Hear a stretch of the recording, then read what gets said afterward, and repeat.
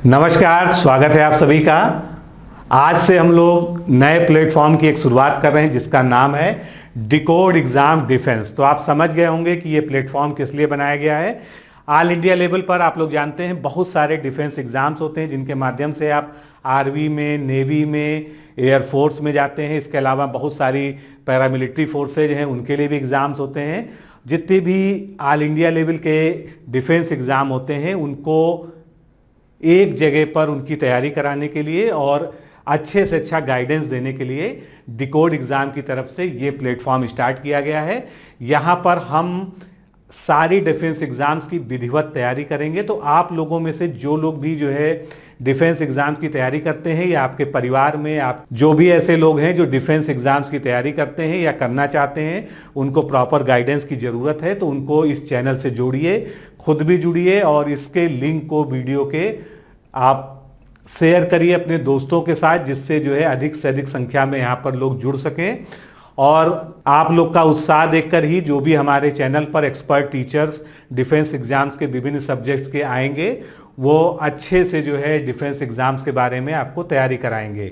यहाँ पर बाइलिंगुअल तरीके से जो भी सिलेबस है, हिंदी और इंग्लिश दोनों ही माध्यम में जो है आपको तैयारी कराई जाएगी, जिससे किसी भी क्षेत्र का, किसी भी रीजन का, कहीं का भी रहने वाला कोई स्टूडेंट है तो उसको जो है किसी प्रकार जो है लैंग्वेज की असुविधा ना हो। तो आज से हमारी इस टीम का ये प्रयास शुरू हो रहा है और मैं आप सभी से आग्रह करता हूं कि जो लोग भी डिफेंस एग्जाम्स की तैयारी करते हैं, जिनको भी आप अपने सर्किल में जानते हैं, फैमिली में जानते हैं, फ्रेंड्स में जानते हैं, सभी के साथ इस चैनल के लिंक को शेयर करिए और अधिक से अधिक संख्या में जो है यहाँ पर लोगों को जोड़िए, जिससे हमको एक उत्साह मिले और उसी उत्साह के साथ जो है हम इस प्लेटफॉर्म को आगे बढ़ा सकें। तो आज ये ओपनिंग लेक्चर है, आज ये इंट्रोडक्टरी लेक्चर है। हमारे सर जो हैं नूरुस सर, वो आगे आपको बताएंगे कि किस तरह से आप डिफेंस एग्जाम्स की तैयारी करें, डिफेंस एग्जाम्स होते क्या हैं, उनके लिए क्या क्या क्राइटेरिया होते हैं, क्या क्या एलिजिबिलिटी होती हैं। यानी जो कुछ भी आप डिफेंस एग्जाम्स के बारे में जानना चाहते हैं, चाहे एनडीए हो, चाहे सीडीएस हो, एयरफोर्स के एग्जाम्स हो, सबके बारे में वो आपको पूरी जानकारी देंगे और साथ में स्ट्रेटेजिक डिस्कशन भी आपके साथ करेंगे। तो चलिए शुरू करते हैं नूरुस सर के साथ में। Hello guys, welcome to the new channel of decode defence exam. Guys, हम इस चैनल की शुरुआत कर रहे हैं। डिफेंस के एग्ज़ाम ओरिएंटेड ये चैनल है। इस चैनल में हम बात करेंगे उन सारे एग्ज़ाम्स की, पैन इंडिया लेवल पर होने वाले जितने भी डिफेंस के एग्ज़ाम हैं, उन सारे एग्ज़ाम्स के बारे में हम सिंगल लाइन इसी प्लेटफॉर्म पे बात करेंगे। तो हमारे चैनल का नाम है गाइस डिकोड डिफेंस एग्ज़ाम।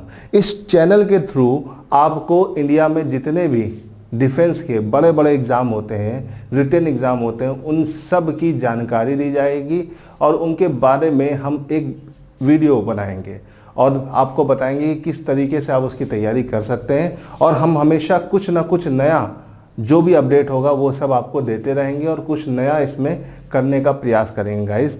तो ये जो चैनल है, ये चैनल स्पेशलाइज है डिफेंस के लिए। हमने इसको डिफेंस के अकॉर्डिंग ही डिज़ाइन किया है और इसको उसी के हिसाब से बनाएंगे गाइस।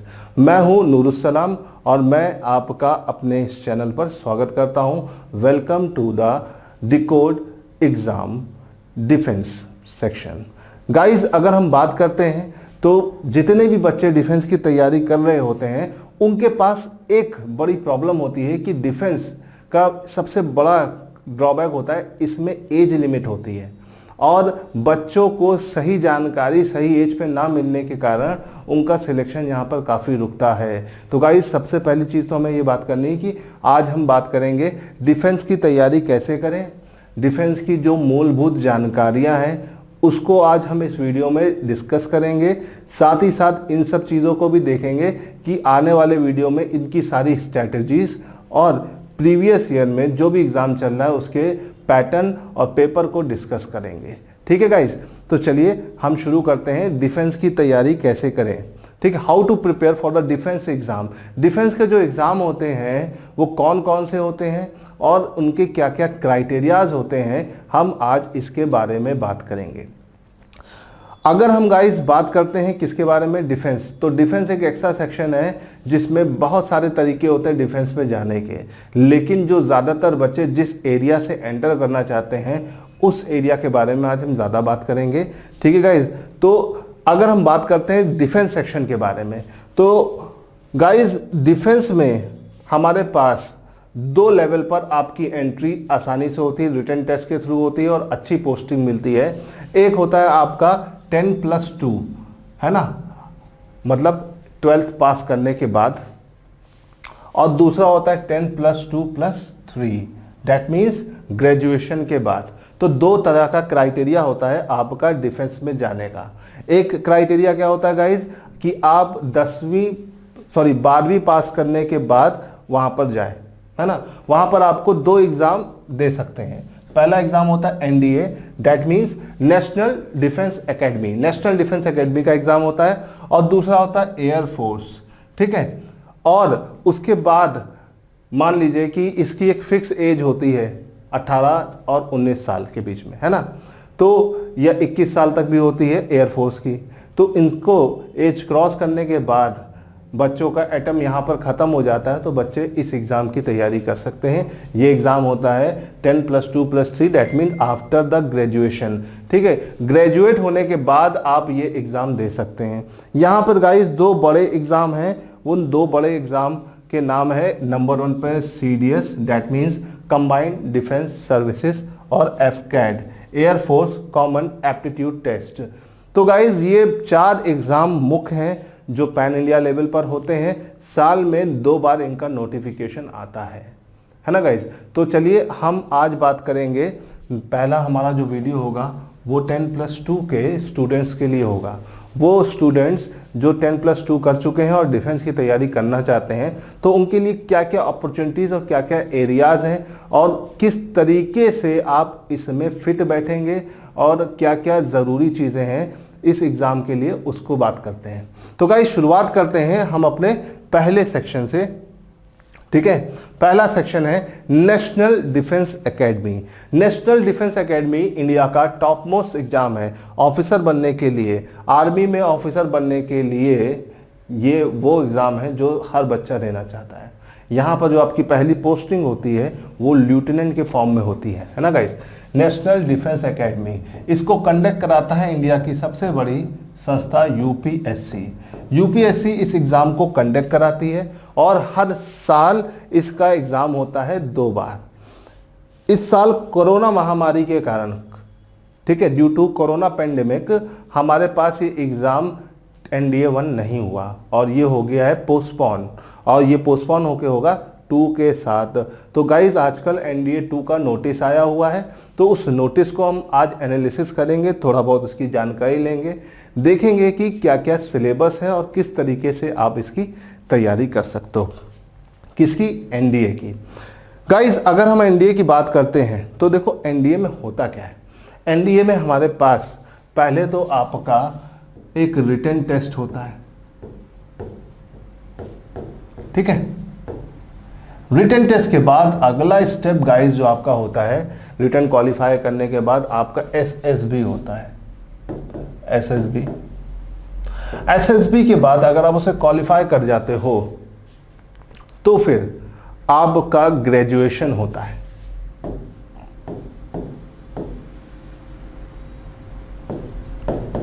ना। और ग्रेजुएशन के बाद फाइनली आपकी ट्रेनिंग,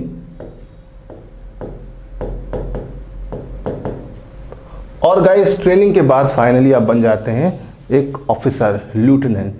तो देखो ये ऑफिसर रैंक की नौकरी पाने का सबसे आसान तरीका है। गाइस देखो यहाँ पर जो NDA के बच्चे होते हैं, NDA के बच्चे जो पोस्टिंग पाते हैं वो लेफ्टिनेंट की, ठीक है, और जो CDS के होते हैं वो भी सेम होता है। बस अंतर क्या होता है, NDA के जो बच्चे होते हैं उनको यहाँ पर ग्रेजुएशन कराया जा रहा है, और CDS के बच्चे ग्रेजुएट होकर आते हैं, उनको ग्रेजुएशन नहीं कराया जाता है ना। यहाँ पर उनको ट्रेनिंग दी जा रही है और वहाँ पर उनको भी ट्रेनिंग दी जाएगी, लेकिन ग्रेजुएशन का दोनों का अंतर होगा और थोड़ा सा प्रमोशंस में अंतर आएंगे, बस और कुछ नहीं। क्यों? क्योंकि ये डिफेंस में ऑलरेडी 3 साल से ट्रेनिंग कर रहे हैं, है ना, 3 से 4 साल जो भी आपको कराया जाएगा। बीएससी भी कराई जाती है, बीटेक भी कराया जाता है, क्या क्या कराया जाता है हम सब आज देखेंगे। तो गाइज ये पूरा स्टेप है, पहला स्टेप, दूसरा स्टेप, तीसरा स्टेप, 4 स्टेप। तो 4 स्टेप में गाइज आप लोग ऑफिसर बन जाओगे। 4 स्टेप में 4 स्टेप होते हैं और इसके अंदर बहुत सारी टेक्निकलिटीज़ होती हैं। इन सारी टेक्निकलिटीज़ को आज हम इस वीडियो में देखेंगे।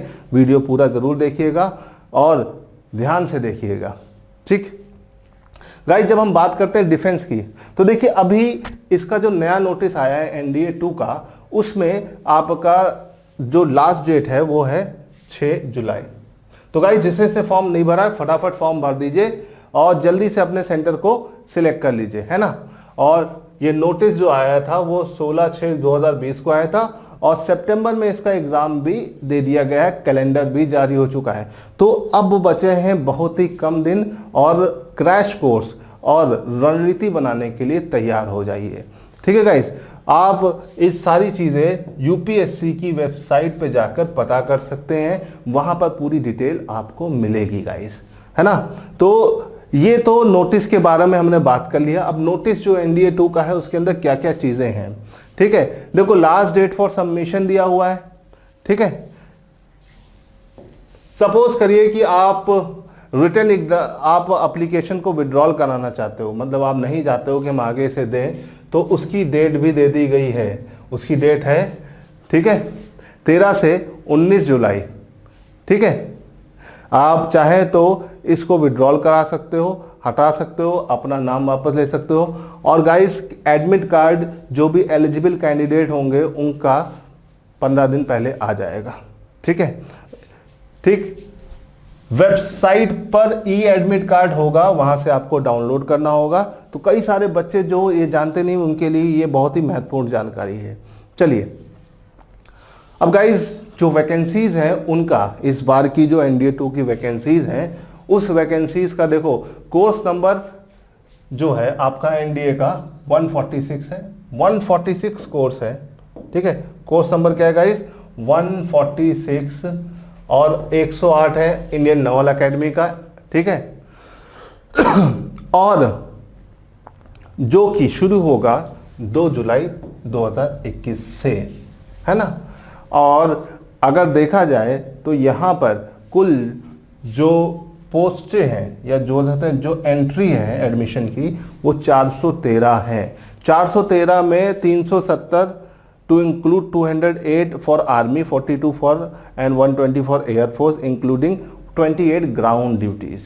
ग्राउंड ड्यूटी मतलब ग्राउंड ड्यूटी स्टाफ्स के लिए भी है। एयरफोर्स में काफ़ी ज़्यादा कॉम्प्लिकेशंस होते हैं। तो कितनी वैकेंसी है, ये है 413, मतलब इतने लोगों को एंट्री मिलेगी, इतने बच्चों को यहाँ पर एडमिशन मिलेगा, है ना। ये कोर्स है तो उसका एडमिशन यहाँ से मिलेगा, ठीक। अब गाइज आपका एग्ज़ाम में क्या आएगा, ठीक है, इसका एक डिटेल वीडियो मैं और बनाऊंगा जिसमें मैं उसकी रणनीति बताऊंगा कि इस पेपर को क्रैक करने के लिए आप कैसे उसे करेंगे। फिलहाल आज हम देख रहे हैं कि नोटिफिकेशन के अंदर क्या क्या है और एनडीए को बेसिक स्ट्रक्चर आपको समझना बहुत ज़रूरी कि एनडीए अगर क्रैक करना है तो पता होना चाहिए कुछ महत्वपूर्ण इंफॉर्मेशन, वो सारी बहुत ज़रूरी है। देखिए जो पेपर है उस पेपर में आपके 2 पेपर होंगे, एक होगा मैथ्स का पेपर मैथमेटिक्स और दूसरा होगा गैट का पेपर। गैट मतलब जनरल एबिलिटी टेस्ट, ठीक है। जो मैथ का पेपर होगा वो भी 2.5 घंटे का होगा और जो आपका गैट का पेपर होगा गाइज वो भी 2.5 घंटे का होगा, है ना। बट फर्क क्या है, फर्क ये है कि मैथ का पेपर सिर्फ 300 मार्क्स का होगा और आपका गैट का पेपर 600 मार्क्स का होगा, है ना। गैट का जो पेपर होगा वो 2 हिस्सों में डिवाइड होगा। एक हिस्सा होगा आपका किसका, इंग्लिश का, जिसमें 50 क्वेश्चंस होंगे और दूसरा हिस्सा जो होगा गाइस, दूसरा हिस्सा आपका होगा किसका, जीएस का, जिसमें 100 क्वेश्चंस के करीब होंगे। तो गाइस आपके जो पेपर का पैटर्न है, पेपर्स यहाँ पर आपके पास कितने होंगे, पेपर्स होंगे आपके पास 2, पेपर 1 और पेपर 2।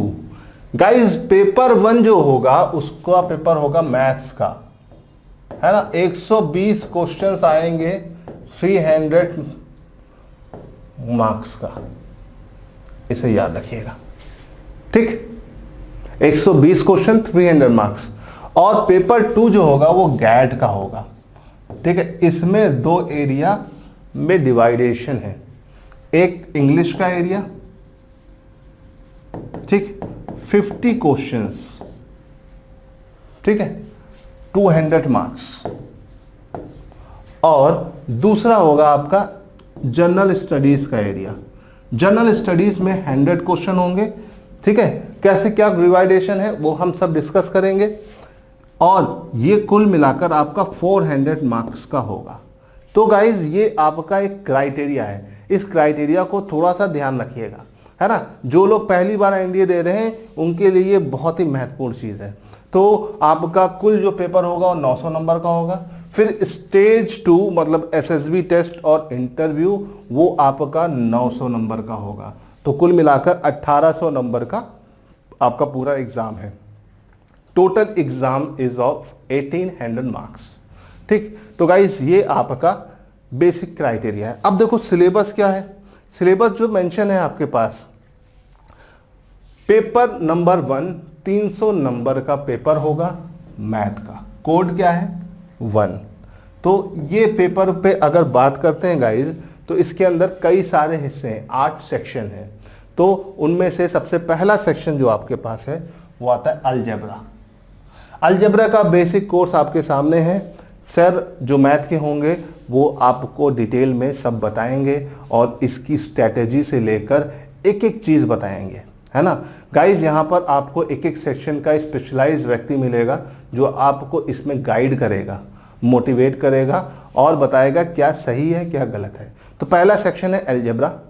अलजेब्रा के अंदर आपका 12th लेवल तक की जितनी भी अलजेब्रा है वहीं का क्राइटेरिया होगा, ठीक है। उसका पूरा सिलेबस ये लिखा हुआ है गाइस, ठीक है। इसमें real number, complex number, GP, HP सारी सीरीज होंगी, है ना।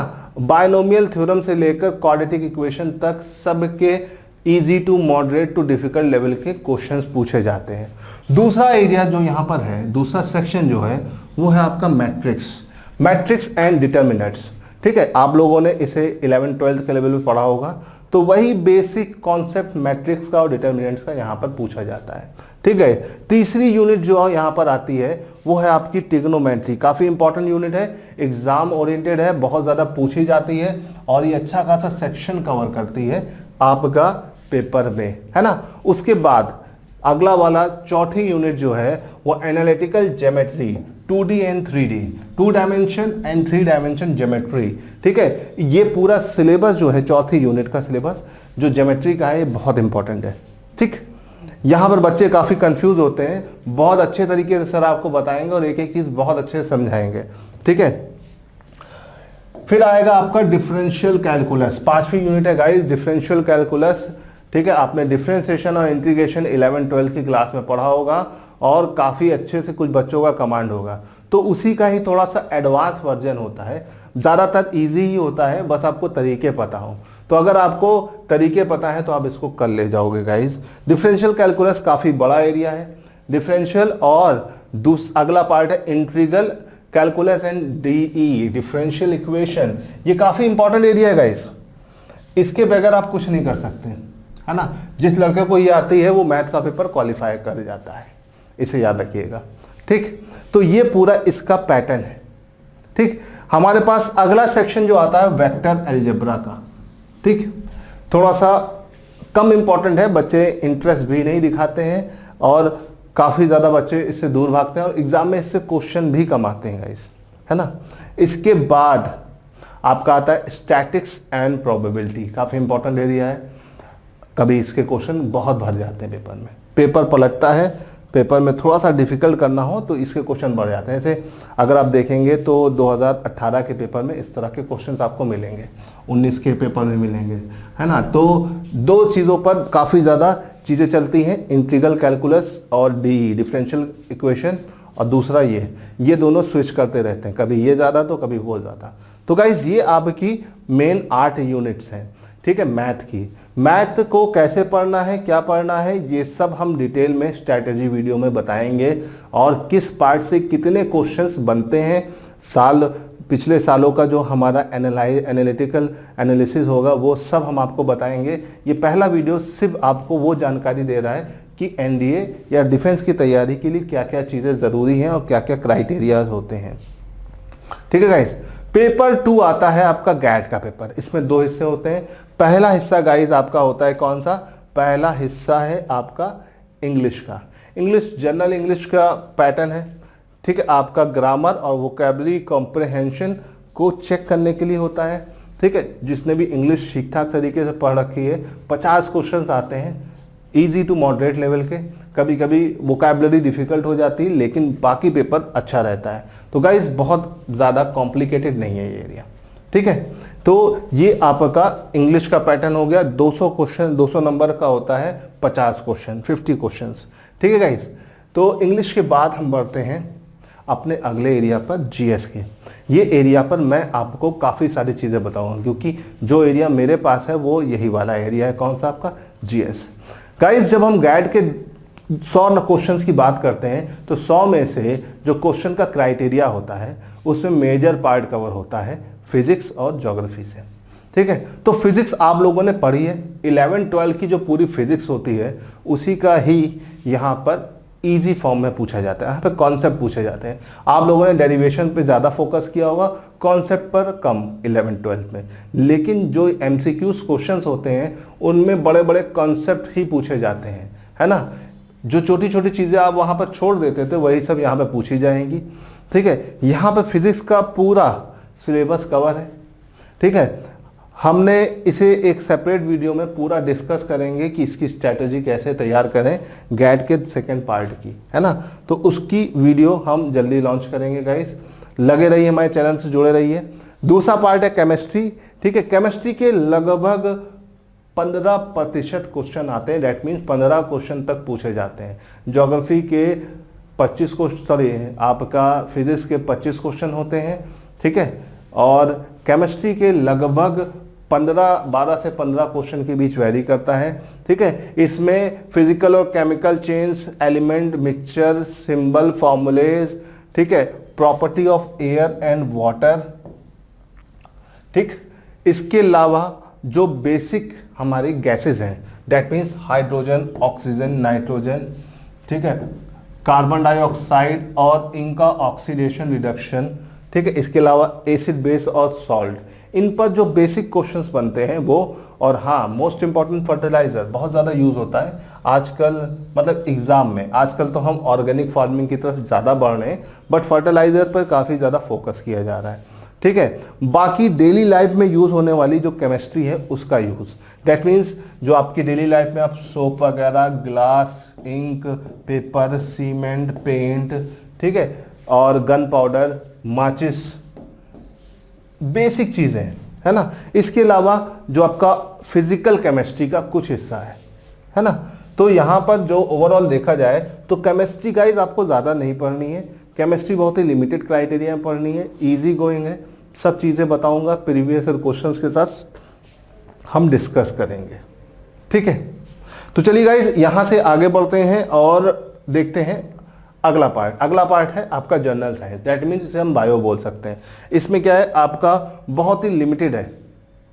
लिमिटेड मतलब लिविंग और नॉन लिविंग थिंग्स के बीच में डिफरेंस, लाइफ के अंदर सेल, प्रोटोप्लाज्म और टिश्यूज बहुत ज़्यादा पूछा जाता है। Reproduction of plant and animals और ग्रोथ। इसके अलावा ह्यूमन बॉडी के सिस्टम्स को डिस्कवर किया जाता है, उसकी डिस्कस किया जाता है। ठीक है, हमारे बॉडी में डिफरेंट टाइप्स ऑफ सिस्टम्स हैं, उन सब को स्टडी करना है ना, ऑर्गन एंड सिस्टम। इसके अलावा हमारे पास जो हमारा फूड है, ठीक है, और डिजीज है, ठीक, वो सब यहां पर आता है। ठीक है, बैलेंस डाइज।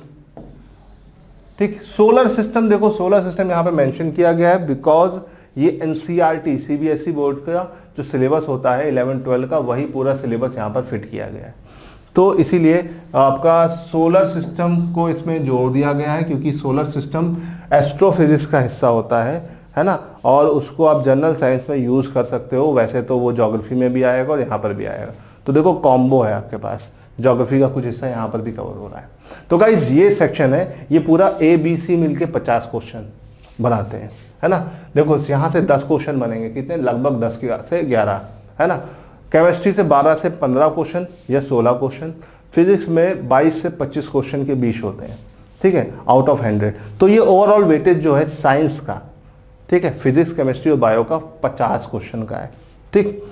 अब आते हैं थोड़ा सा आगे, सेक्शन डी, 6 सेक्शन है, चौथा सेक्शन आता है सेक्शन डी।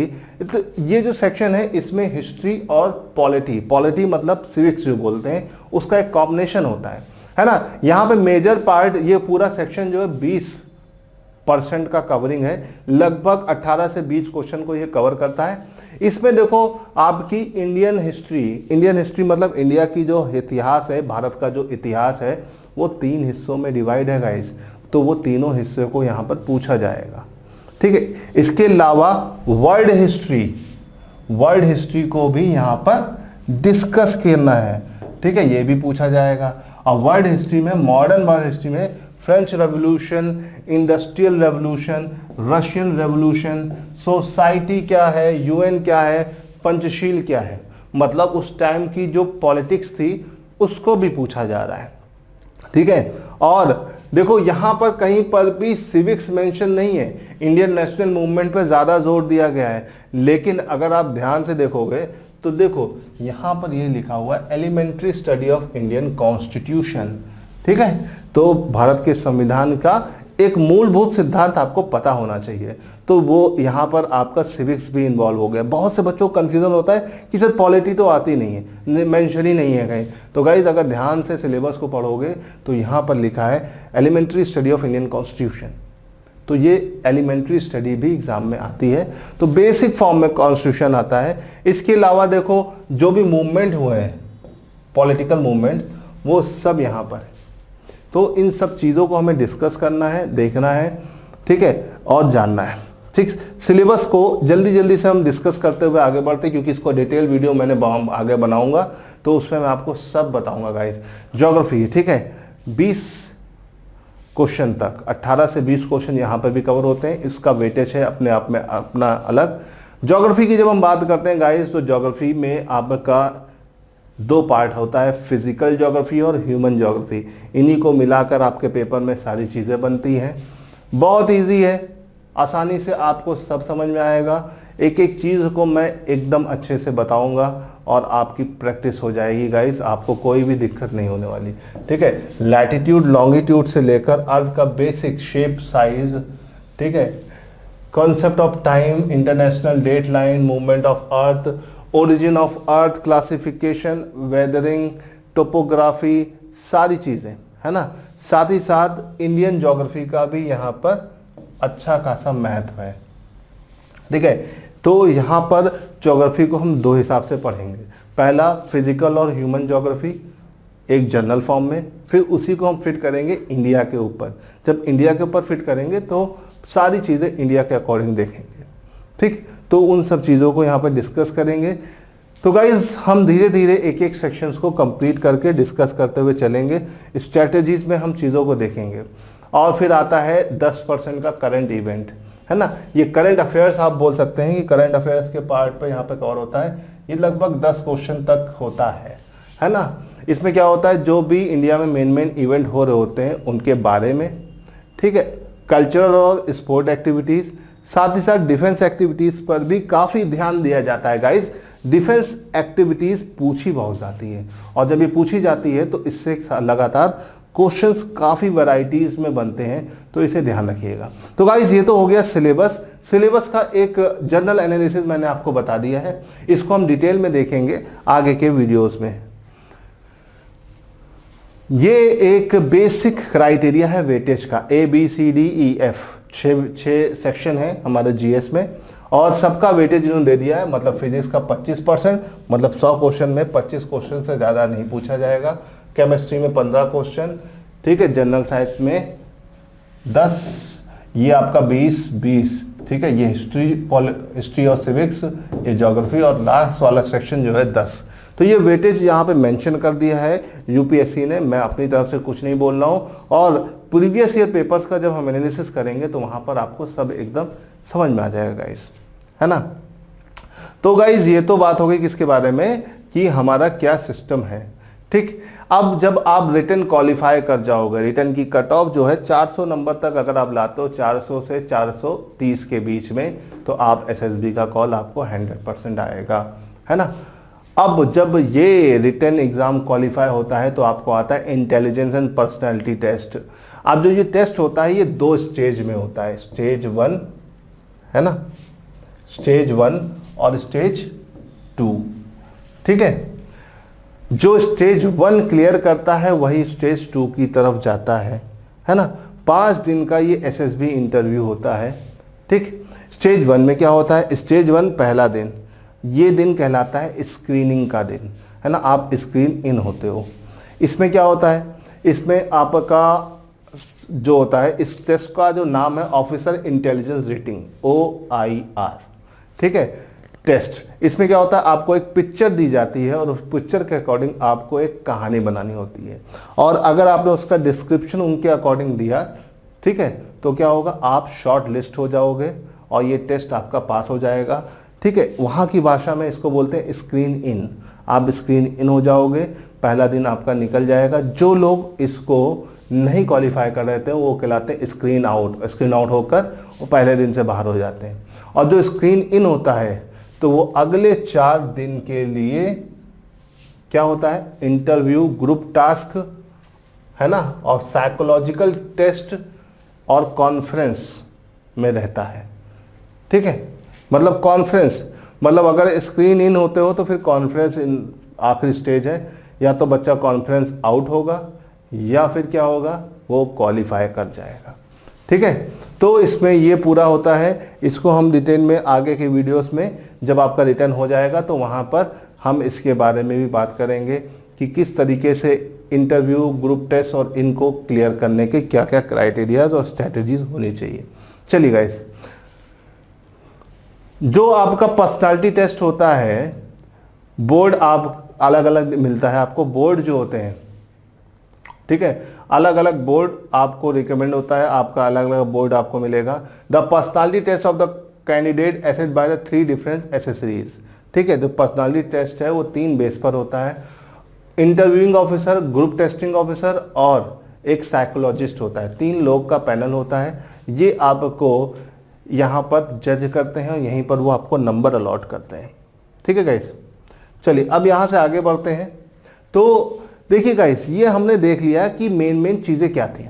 अब जब आप यहाँ से क्वालिफाई कर जाते हो, है ना, तो क्वालिफाई करने के बाद आपके पास बहुत सारी चीज़ें आ जाती हैं। अच्छा, आगे बढ़ने से पहले जो यहाँ पर लिखा हुआ है, जब आप रिटन एग्ज़ाम देते हो तो वहाँ पर 1/3 की नेगेटिव होती है, इसे याद रखिएगा।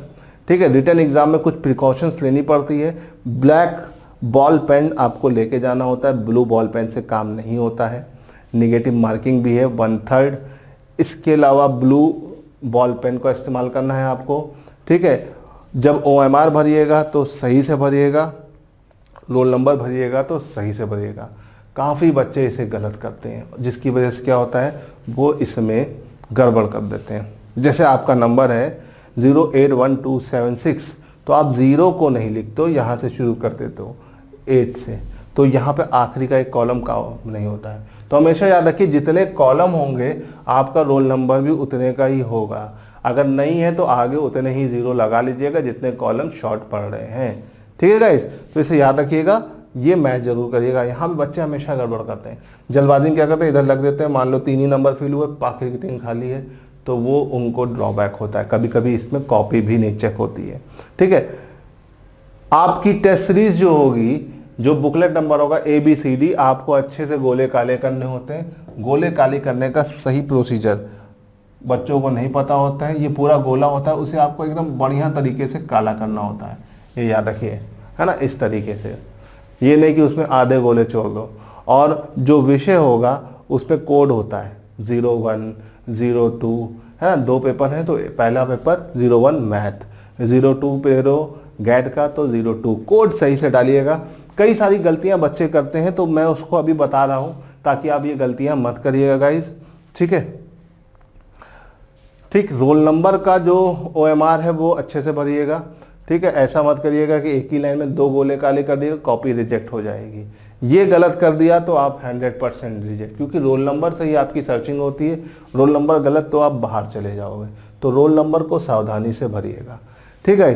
अब ये सब चीज़ें हो जाने के बाद, मतलब आपने रिटर्न निकाल लिया, SSB क्वालिफाई कर लिया, तो क्या होगा, अब आपकी ट्रेनिंग होगी गाइस। ट्रेनिंग मतलब आगे की चीज़ें, है ना। आफ्टर द ट्रेनिंग आप ऑफिसर बन जाओगे, लेकिन ट्रेनिंग के दौरान क्या होगा, आपका ग्रेजुएशन होगा, ठीक है।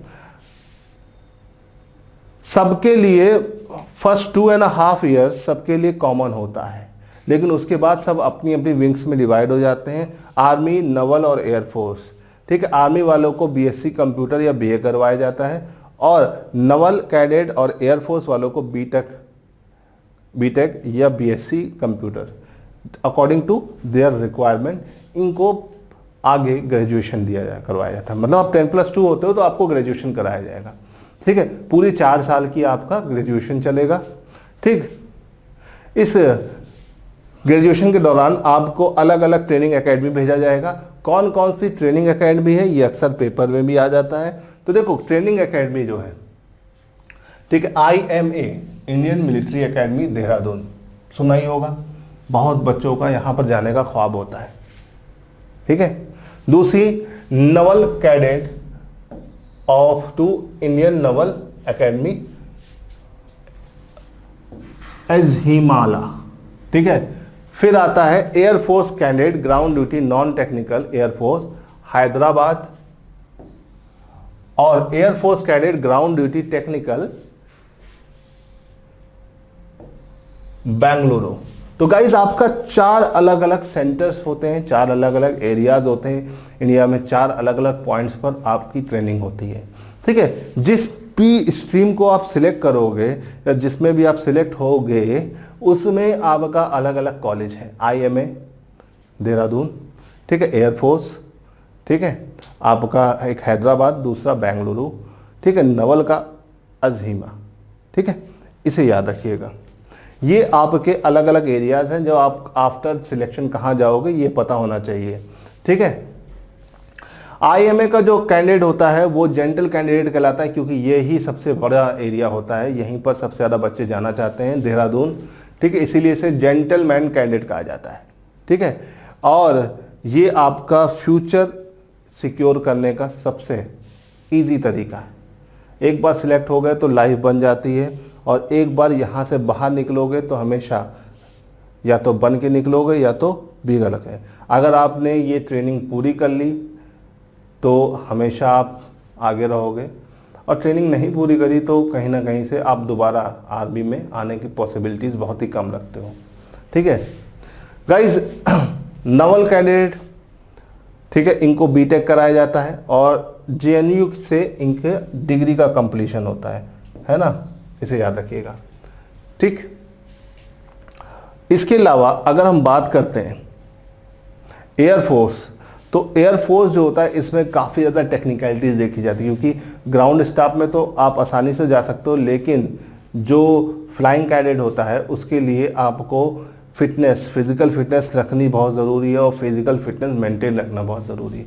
तो हर कोई इसके लिए कंप्लीट, मतलब फ्लाइंग ऑफिसर के लिए हर कोई फिट नहीं होता है, तो इसके लिए आपका ट्रेनिंग होगी, और ट्रेनिंग के दौरान आपको सारी चीज़ें वहाँ पर बताई जाएंगी, ठीक है गाइस। तो अब यहाँ से आगे बढ़ते हैं।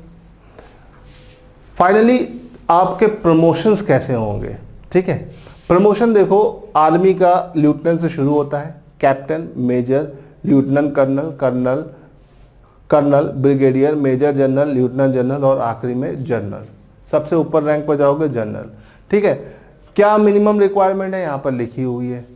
नेवी में जो पहली पोस्टिंग अगर आपको मिलती है तो वो सब लेफ्टिनेंट की मिलती है, फिर लेफ्टिनेंट होता है, फिर lieutenant commander, captain, commodore, real admiral, और एडमिरल लास्ट पोस्ट होती है, ठीक है।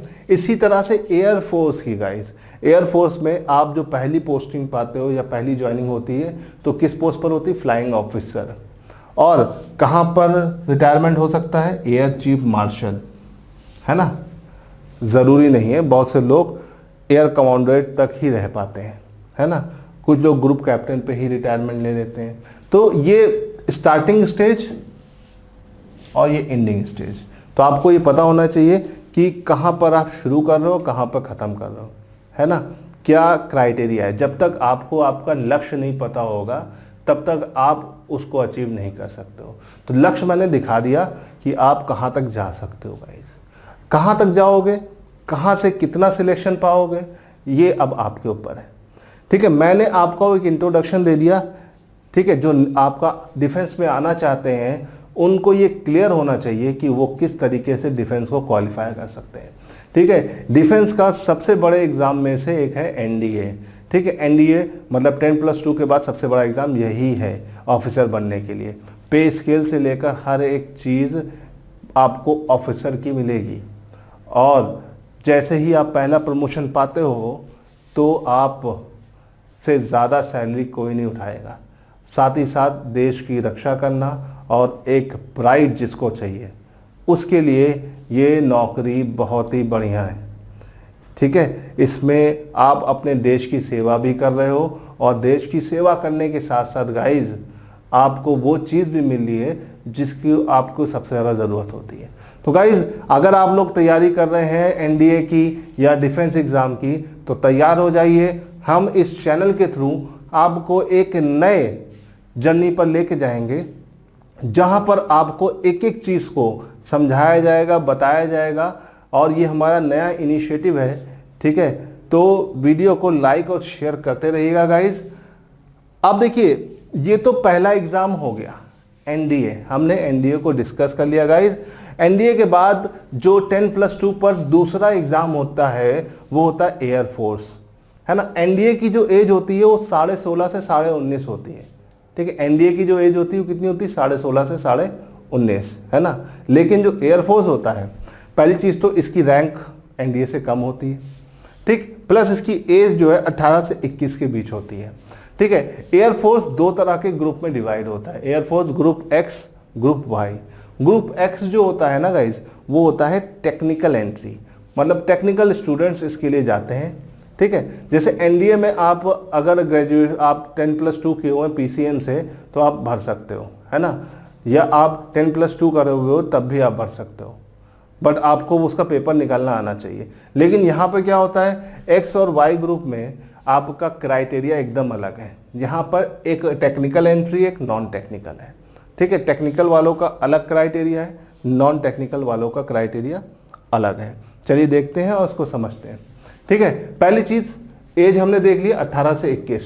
अब आते हैं एजुकेशनल क्वालिफिकेशन। अगर आपको ग्रुप एक्स में जाना है तो आपकी बेसिक एजुकेशनल क्वालिफिकेशन क्या होनी चाहिए, 10+2। ठीक है, आपने इंटरमीडिएट का एग्जाम क्या किया हो गाइस, पास किया हो, है ना।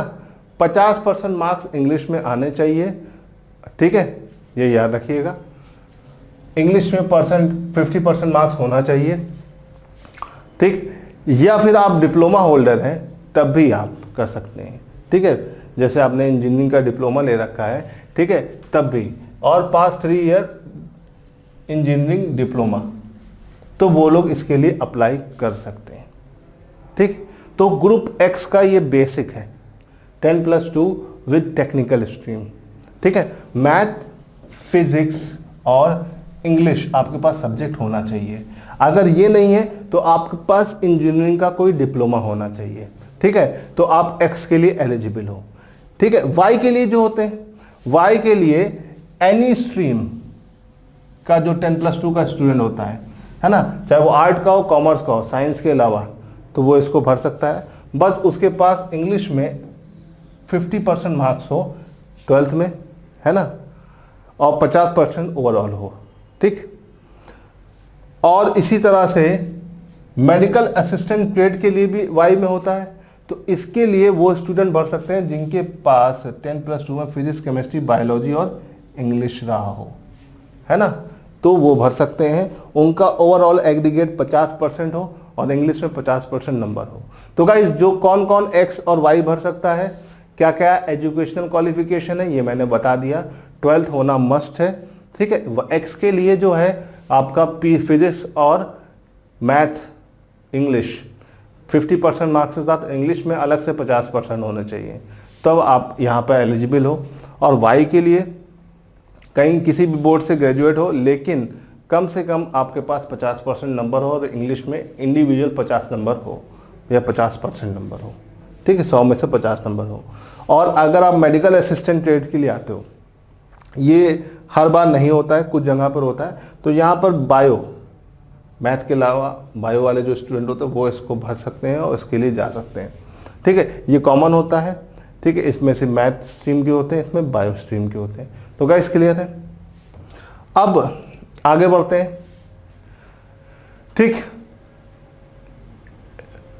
एक्स और वाई का जो पेपर होता है, ठीक है, पेपर का पैटर्न क्या होता है, उस पेपर के पैटर्न को देखते हो। देखो, जब हम एक्स ग्रुप के पेपर या वाई की बात करते हैं तो एक कॉमन पेपर होता है, ठीक है। पहले एक्स का होता है, फिर वाई का होता है, इंग्लिश दोनों में कॉमन मिलती है, ठीक है। और रागा का पेपर एक्स्ट्रा बढ़ जाता है वाई में, ठीक है। तो देखो यहां पर क्या होता है, यहां पर 60 मिनट का टेस्ट होता है, जिसमें आपका फिजिक्स, इंग्लिश, फिजिक्स और आपका इंग्लिश, फिजिक्स और मैथमेटिक्स आता है ना, ठीक। इंग्लिश, फिजिक्स और mathematics, out of those English, physics और मैथमेटिक्स अगर हम बात करते हैं, English, physics and mathematics, paper guys online होता है, जिसकी वजह से बच्चों को बिल्कुल भी क्राइटेरिया नहीं मिल पाता है कि पेपर में क्या हुआ, है ना। नॉर्मलाइजेशन भी होता है, 25 क्वेश्चन मैथ के होते हैं, 25 क्वेश्चन आपके फिजिक्स के होते हैं और 20 क्वेश्चन होते हैं इंग्लिश के, ठीक। अमूमन आमतौर पर जो कट ऑफ होती है 8 से 11 नंबर के बीच इंग्लिश की होती है, फिजिक्स की जो होती है वो 12 से 16 नंबर के बीच होती है, मैथमेटिक्स की भी ऐसी 12 से 16 नंबर के बीच में वेरी करती है, ठीक है। वैसे तो मैंने फिजिक्स की कट ऑफ बहुत बता दी, कभी कभी ये कट ऑफ 10 तक भी जाती है ना, 10, मैथ की 12-13 ऐसे रहती है, ठीक है। लेकिन ये एक जनरल है, मतलब कभी कभी बहुत ही कम जाती है, कभी कभी कट ऑफ ज़्यादा जाती है। तो अगर आप इतने नंबर लेके आ रहे हो, ओवरऑल आप अगर नंबर अच्छे ला रहे हो, आउट ऑफ जो आपका ये पूरा 70 नंबर है, इसमें से अगर आप अच्छे नंबर लेके आते हो गाइज, तो आपका 100% एसएसबी की कॉल आती है, ठीक है। एक्स का। वाई में क्या होता है, वाई में देखो रागा का पार्ट एक्स्ट्रा जुड़ जाता है ना, रागा का पार्ट के 30 क्वेश्चन होते हैं, ठीक है, और इसको पूरा 45 मिनट मिलता है, इसमें आपका रागा एक्स्ट्रा जुड़ जाता है, मतलब 30 क्वेश्चन और एक्स्ट्रा हो जाते हैं, है ना, और आपको पूरा 45 मिनट मिलता है, ठीक। इसे ध्यान रखिएगा। और जो आपका कुछ बच्चे ऐसा होते हैं जो दोनों ट्रेड को, एक्स और वाई दोनों को चूज करते हैं, तो उनको टोटल 85 मिनट मिलेगा। अब जो एक्स लेगा उसे 60 मिलेगा, जो वाई लेगा उसे 45 मिलेगा, ठीक है। इसमें इंग्लिश और रागा मिलेगा और इसमें क्या है, इंग्लिश, फिजिक्स और मैथ मिलेगा। लेकिन जो दोनों लेगा तो उसे 85 मिनट ही मिलेगा। 85 मिनट क्यों, क्योंकि इंग्लिश का कॉमन पेपर होगा, ठीक है। इंग्लिश, फिजिक्स, मैथमेटिक्स और उसके अलावा रागा, रागा का फुल फॉर्म है रीजनिंग एंड जनरल अवेयरनेस, ठीक है, रीजनिंग एंड जनरल अवेयरनेस, तो इसे हम रागा बोलते हैं, ठीक है। पेपर का जो पैटर्न होगा वो आपका ऑनलाइन होगा, पेपर आपको नहीं मिलता है, लोग मेमोरी बेस्ड पेपर पे काम करते हैं, ठीक है। अगर आप किसी क्वेश्चन को छोड़ देते हो ऑनलाइन तो उसका नंबर जो है आपको नहीं कटेगा, लेकिन अगर आप किसी का गलत उत्तर देते हो तो 1/4 की निगेटिव मार्किंग है 0.25 की, तो इसे याद रखिएगा बच्चों। अब देखिए, अगर मान लीजिए आपने ओवरऑल सिलेक्शन पा लिया और शॉर्टलिस्ट हो गए एसएसबी के लिए, तो जब आप एसएसबी के लिए शॉर्टलिस्ट हो गए तो गाइज क्या होगा, आपको फिजिकल फिटनेस के लिए बुलाया जाएगा। इस फिजिकल फिटनेस में आपको रनिंग होगी, ठीक है। तो वो रनिंग जो होगी 1.6 kilometre will complete in 6 minute and 30 second, मतलब 6.5 मिनट में आपको लगभग 1.6 किलोमीटर या 1600 मीटर दौड़ना होगा, ठीक है। इसके अलावा 10 पुशअप, 10 सिटअप और 20 स्क्वाट को फिजिकल फिटनेस के लिए क्वालिफाई करना होगा। अगर आप ये फिजिकल फिटनेस टेस्ट क्वालिफाई कर तो फिर आप जाओगे अगले राउंड पर। फिर आपको मिलेगा एडेप्टेबिलिटी टेस्ट 1 और टेस्ट 2। टेस्ट 1 में क्या होगा गाइस? टेस्ट 1 में आप लोग एक रिटन ऑब्जेक्टिव एग्जाम को फिर से दोगे, है ना। लेकिन ये एग्जाम अब इतना ज़्यादा कॉम्प्लिकेटेड नहीं होगा जितना वहाँ पर था, ठीक है। इसमें आपका एक फिजिकल टेस्ट होगा और इंग्लिश का टेस्ट होगा, है ना। एक कॉमन पेपर होता है, उसमें आपको मिक्स समय मिलता है 15 मिनट का और उसमें आपको करना होता है, थोड़े से क्वेश्चंस होते हैं, ठीक। उसके बाद आप एडेप्टेबिलिटी टेस्ट 2 में जाओगे। इस 2 में जाने के बाद आपको चेक किया जाएगा कि आप मिलिट्री इन्वायरमेंट में रहने के लिए बने हो कि नहीं, ठीक है। और अगर आपने इस एडेप्टेबिलिटी टेस्ट को पास कर लिया तो आप एयरमैन के लिए एलिजिबल हो जाओगे, ठीक है गाइस। तो आई होप कि आपको ये समझ में आया होगा कि मैंने आज डिस्कस किया कि अगर आप 10+2 हैं तो आपके पास डिफेंस में जाने के 2 एरिया हैं। पहला एरिया एनडीए, दूसरा XY। एनडीए का नोटिफिकेशन आ चुका है और इसके पेपर लगे हुए हैं, ठीक है। बहुत ही जल्दी 1-1.5-2 महीने के अंदर, ठीक है, आपका XY का नोटिफिकेशन भी आ जाएगा। तो गाइज अगर आप इसकी तैयारी कर रहे हैं तो लग जाइए, कमर कस लीजिए। हमारा जो ये चैनल हमने बनाया है इस पे हम डिफेंस के लिए आपको प्रिपेयर करेंगे और हम बताएंगे कि क्या ज़रूरी है क्या नहीं ज़रूरी है तैयारी के लिए। सबसे इम्पॉर्टेंट चीज़, हम हमेशा कुछ नया करने का प्रयास करते रहेंगे आपके लिए। तो गाइज़ आज का ये सेशन मैं यहाँ पर एंड करता हूँ और जल्दी मिलेंगे हम अगले सेशन में। हमारे साथ कंटिन्यू करते रहिए। हमारे चैनल को लाइक, शेयर और सब्सक्राइब करना मत भूलिएगा। वीडियो कैसा लगा कमेंट सेक्शन में ज़रूर बताइएगा। तो thank you so much guys. हमारा ये प्रयास आपको कैसा लगा ज़रूर बताइएगा।